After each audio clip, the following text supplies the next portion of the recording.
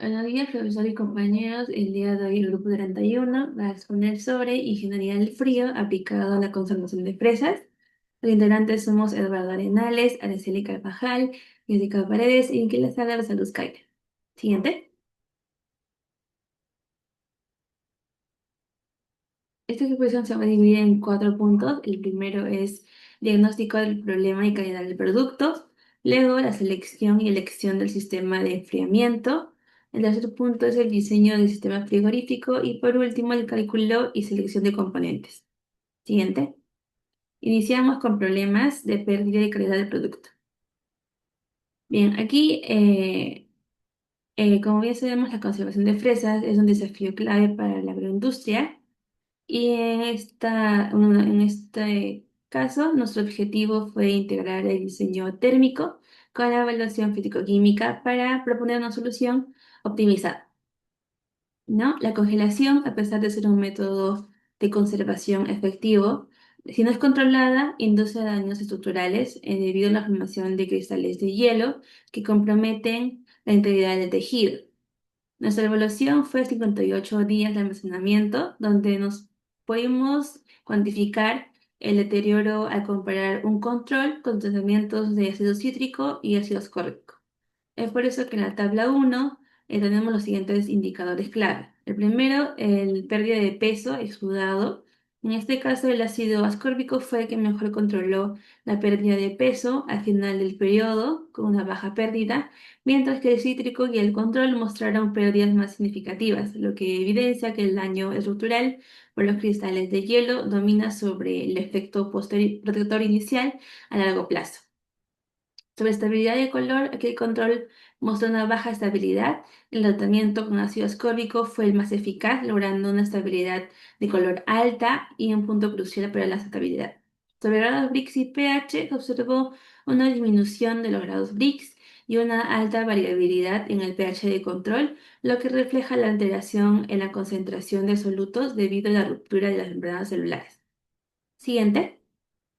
Aquí, los tratamientos, como el ácido ascórbico, ayudan a mitigar la pérdida de color, pero no son suficientes para evitar la pérdida de peso y el daño estructural, como se puede observar en las siguientes tablas.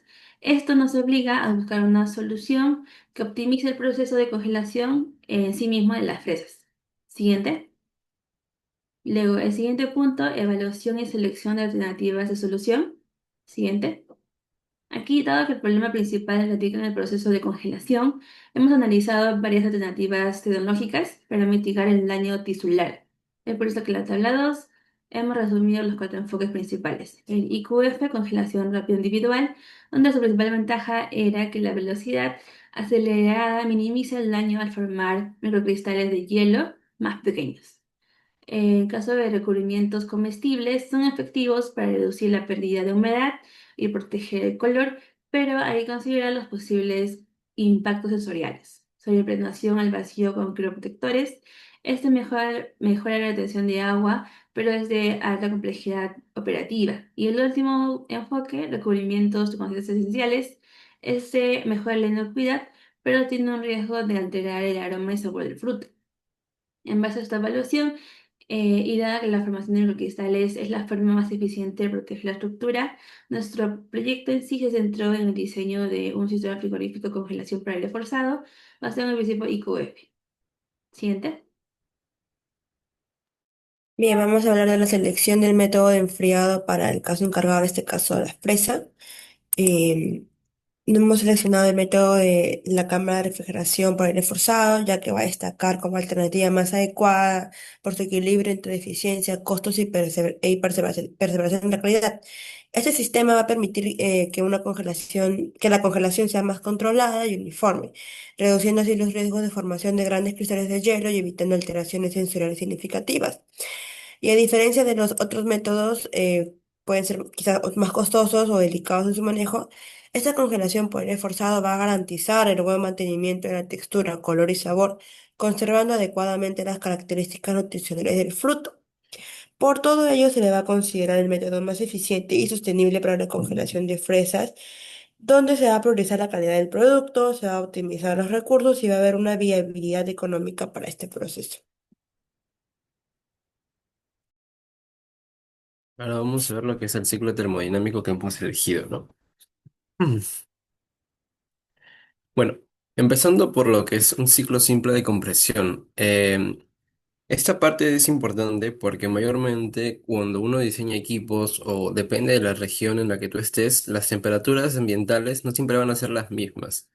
Entonces, mayormente el evaporador, la temperatura del evaporador está relacionada con la temperatura de la cámara y la temperatura del condensador está relacionada con la temperatura ambiental. Es por eso que la temperatura del condensador o el proceso de condensación que se está haciendo en la parte superior del azul está a una alta temperatura y la que está en la parte de evaporación, la temperatura de evaporación está a una baja temperatura, como se ve en la flecha rojita. En este caso, lo que se ha analizado es un ciclo simple de compresión. Se ha elegido el diagrama TS para representar nuestras temperaturas de cámara que hemos elegido en nuestros avances. La temperatura a la que va a estar nuestra cámara es aproximadamente -28 y nuestro evaporador a -33-34 grados centígrados. Y la temperatura de condensación estaría a 41 grados, ¿no? El proceso es un ciclo simple. Hay una evaporación, luego hay una compresión, una condensación y así sucesivamente. Em, lo más destacado en esta parte es ver el trabajo que se ha realizado, ¿no? El trabajo de este ciclo es de 284 por ciclo, ¿no? Kilojoules. Ahora vamos a ver si eligiéramos un ciclo compuesto, cómo es que variaría este trabajo por ciclo, ¿no? Siguiente. Ya. Como se puede ver, hemos sobrepuesto el, el ciclo simple y el ciclo compuesto. El ciclo compuesto está denotado por, es como una parte o sea, ahí mismo dice el área de ahorro. Ese es el área que no contempla el ciclo compuesto. Es decir, que va hasta una presión, desde una presión baja hasta una presión intermedia, que sería 0,4, y hasta una presión alta, ¿no? Entonces, lo que hace esto es tener dos procesos de compresión para que facilite y optimice así, se minimice el gasto energético, ¿no? En este caso, el trabajo que se realizó en este ciclo compuesto es menos 278, que son 6 kilojoules menos por ciclo. Entonces, dependiendo del número de ciclos que se va a requerir para enfriar esta cámara, estamos hablando de un ahorro significativo, ¿no? Ahí podemos verlo, la presión alta, media y baja, y también cabe recalcar que para elegir la presión media hay que hacer un cálculo específico porque no puedes solamente poner la presión media donde quieras, si está en la mitad o muy arriba, sino tiene que ser un valor calculado que pueda maximizar esta eficiencia, ¿no? De lo contrario, incluso podría haber un gasto excesivo o un gasto mayor al del ciclo simple. Es por eso que si se eligiera un ciclo de compresión, se podría diseñar, se elegiría definitivamente el ciclo compuesto de compresión. Siguiente.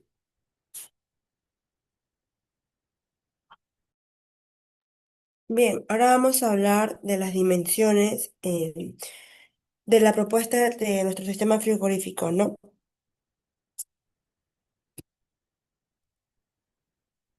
Acá hemos hecho un resumen de todo lo que se ha visto a lo largo de todos los avances. Entonces, por ejemplo, para tener, la capacidad está diseñada para 24.000 kilogramos de fresa.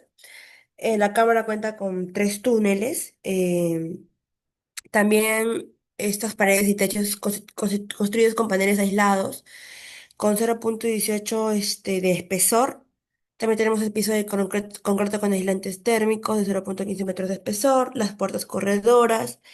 Entonces, estos evaporadores también están ubicados estratégicamente sobre los túneles para dirigir el flujo del frío. También hemos usado envases y bandejas ventiladas que van a permitir el ingreso del paso del aire entre las cajas, los componentes complementarios como drenaje, iluminación, los perfiles sanitarios.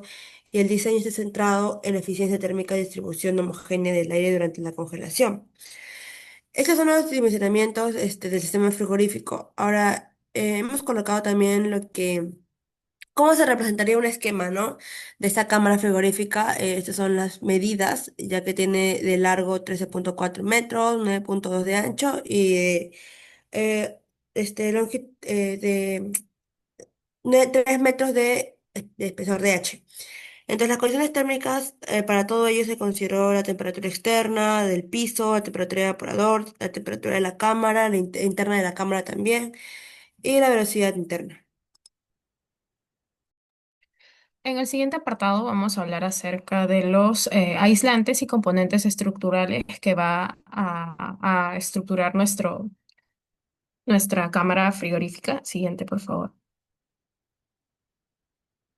Ok, empezamos con los aislantes. En esta diapositiva de por sí vamos a presentar estos materiales que van a ser encargados de minimizar la transferencia de calor dentro de las cámaras frigoríficas y su correcta selección pues va a garantizar de cierta forma una temperatura interna que mantenga estable y que el consumo energético sea mínimo posible. Se utilizó el poliuretano, lo cual es un material que se va a utilizar en las paredes y en el techo mediante paneles tipo sándwich, que va a destacar por su alta eficiencia térmica y por su capacidad para mantener muy bajos los niveles de ganancia de calor. Como bien se menciona, hay un espesor que es considerado de 0,18 en centímetros sería 18, pues, ¿no? Luego también se utilizó el poliestireno expandido, lo cual es un aislante que se va a emplear específicamente en el piso. Tiene como ventaja su resistencia a la comprensión, lo cual va a permitir soportar cargas de transición, de tránsito personal y equipos en deforme. Y pues siguiente diapositiva. Ok, en cuanto a sellos y barreras de vapor, eh, pues tenemos masillas de silicona o poliuretano, lo cual van a evitar infiltraciones de aire y condensaciones de uniones. Luego siguen los componentes estructurales, los cuales son los paneles de pared y techo, que los paneles van a estar formados por un recubrimiento de acero galvanizado inoxidable. Y pues en cuanto al techo, pues de cierta forma va a tener un núcleo aislante. Siguiente. Tenemos los pisos estructural, perfiles sanitarios y puertas frigoríficas, lo cual dentro de las puertas pues va a ser una corredora tipo DC2, un núcleo aislante y sellos perimetrales. Siguiente. También tenemos los evaporadores y túneles de aire, lo cual estas van a ser evaporadores de aire forzados ubicados estratégicamente, lo cual van a tener túneles internos que van a dirigir al flujo de aire. Luego sigue la iluminación hermética, lo cual se está utilizando el LED IP65, que son anticorrosivas y baja emisión de calor. Y pues también se menciona las ventilaciones en envases y bandejas, lo cual van a ser herraduras perforadas que van a permitir el flujo de aire entre cajas y paleta. Siguiente.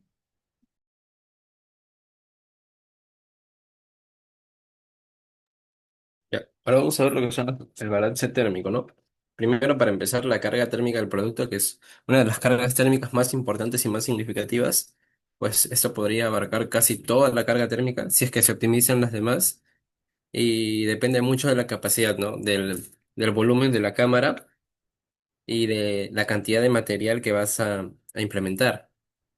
Por ejemplo, teníamos 400 cajas, ¿no? Estaba estimado 400 cajas de fresas y cada una tenía 60 kilogramos.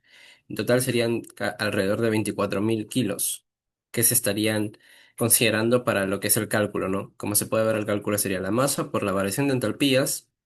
La variación de entalpías nos salía 387,64 entre el tiempo total, ¿no? Que se estimó un tiempo de 10 horas, que serían 36 milisegundos y al obtenerse se obtuvo una carga térmica demasiado considerable y elevada, que es 258 kilojoules, kilowatts aproximadamente.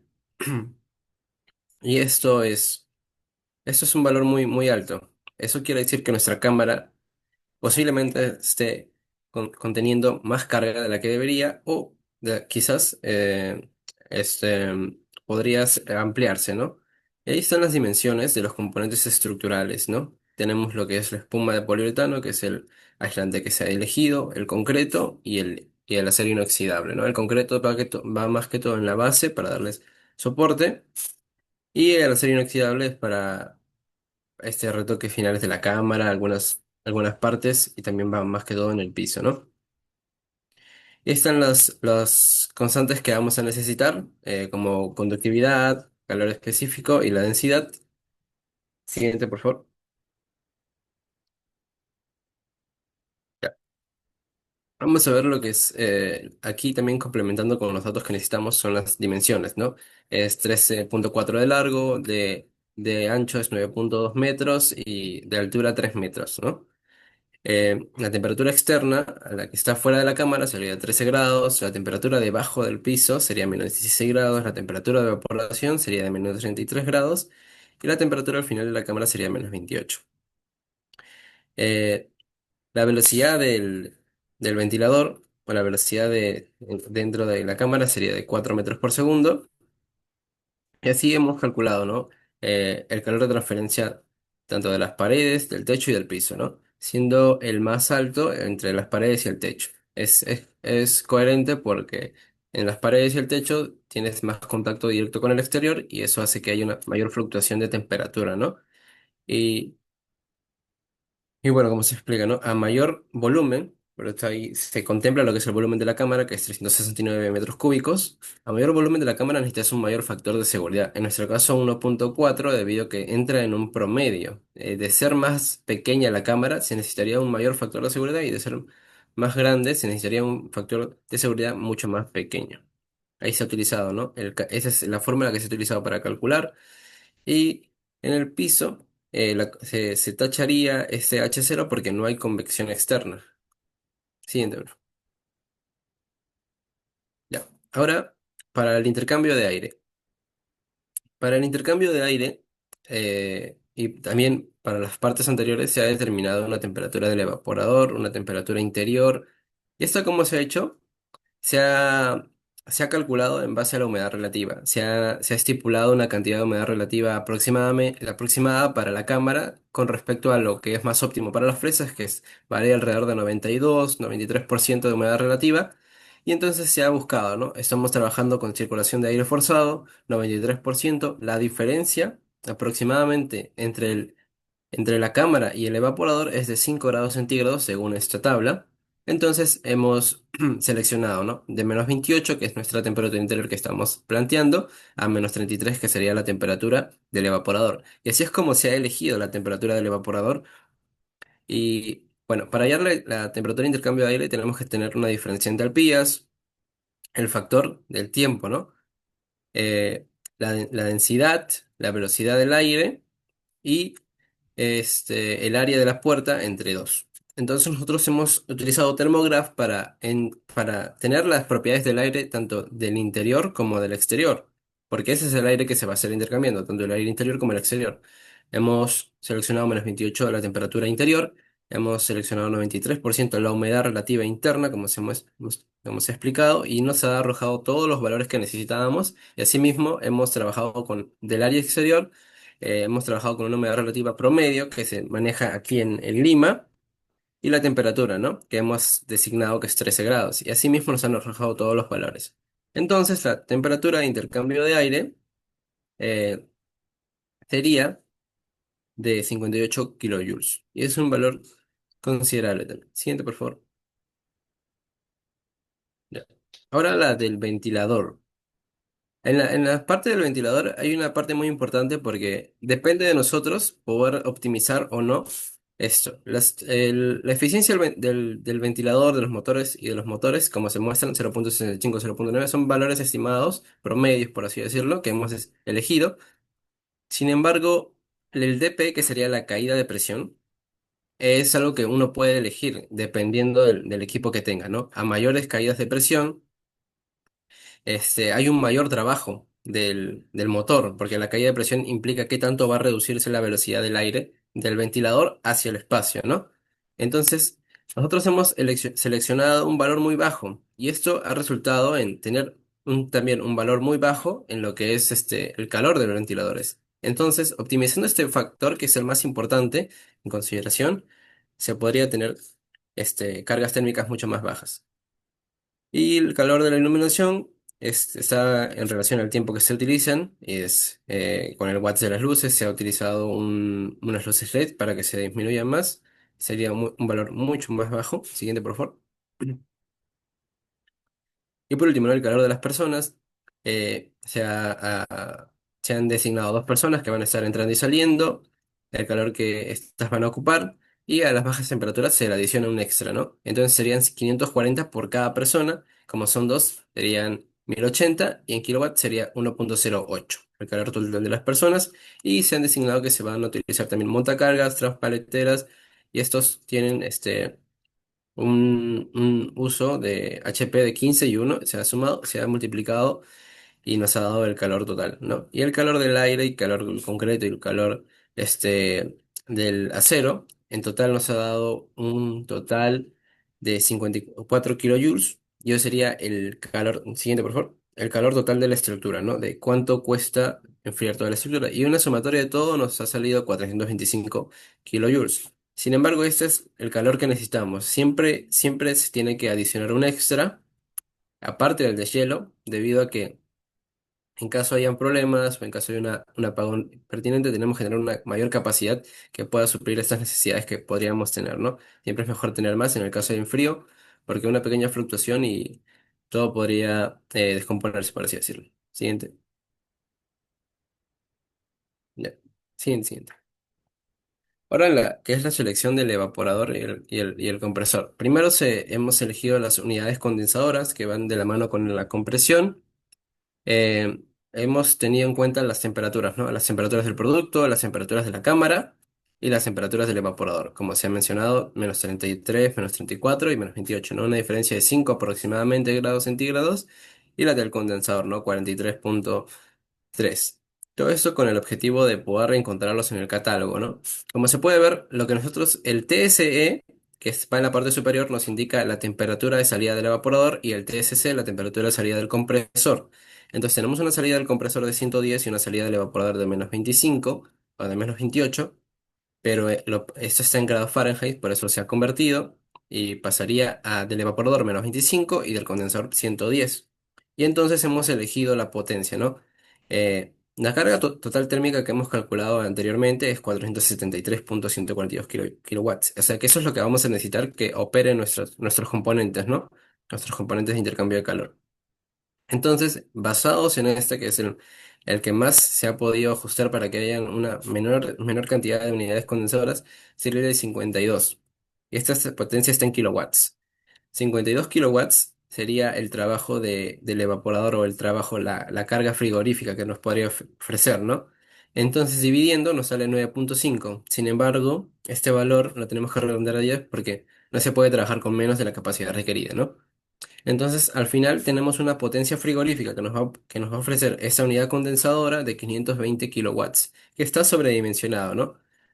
Y la potencia total de compresión se calcula, como vemos, la potencia del compresor es la parte de la C y ese sería 205, pero está en BTUs. Se ha pasado de BTUs a kilowatts y luego se ha obtenido, ¿no? De ese valor convertido a kilowatts por 10 nos sale 600,8. Siguiente. Ya, una vez tenido lo que se va a requerir, ahora vamos a tener que elegir lo que es el evaporador. Como se ha mencionado, para este tipo de catálogos nos estipulan una temperatura de 20 grados Fahrenheit y nosotros en nuestro caso queremos trabajar a -28 o a -20 en grados Fahrenheit, creo que era -25 y en -25 grados Fahrenheit había una corrección por 0,9. Se ha terminado eligiendo el de 215.000 BTUs, debido a que eligiendo las partes menores, que serían 125 y 120, como se puede ver, de 125 a 120.000 hay un salto de 5.000 nada más, y así también de 15.000 hay un salto de 15.000 desde el primero al segundo, pero sin embargo hay un salto demasiado grande de 125.000 a 215.000. Es por eso que las potencias que esto nos va a dar de evaporación son demasiado altas. Entonces, nosotros necesitaríamos un valor intermedio entre estos dos, entre 125.000 y 215.000, pero como el salto es tan grande, tenemos que sobredimensionar de nuevo, porque el elegir el 125.000, por más que esté sobredimensionado nuestra parte del compresor, igual no alcanza para la potencia que estamos requiriendo, ¿no? Que son 473.000. Entonces, quizás en un catálogo, en otro catálogo, quizás hubieran valores que sí se encuentran en este parámetro. Y por eso es importante buscar diferentes catálogos de repente, con respecto a lo que requerimos, ¿no? En este caso, se eligió 215.000, se ha corregido su potencia, ¿no? Su capacidad corregida de 215 por 0,9, entonces sería 193,5. Luego se ha calculado, se ha pasado kilowatts, que sería 56,7 kilowatts. Y entonces por 10, que son 10 unidades evaporadoras por cada unidad condensadora que tenemos, serían 567 kilowatts. Esto obviamente también está sobredimensionado con respecto a 463, pero si se hubiese elegido el componente anterior, estaríamos debajo de lo requerido, ¿no? Y eso no es viable. Siguiente.